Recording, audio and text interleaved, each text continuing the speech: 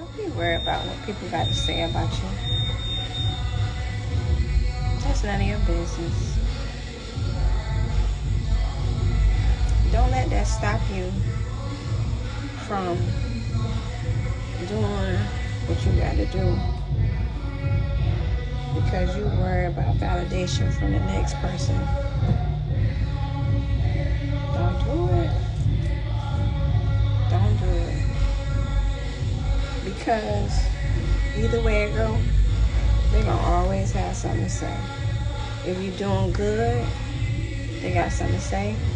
If you're doing bad, they got something to say. So just do you. And stay in your own lane. Boss the fuck up on their ass. Period. Bye.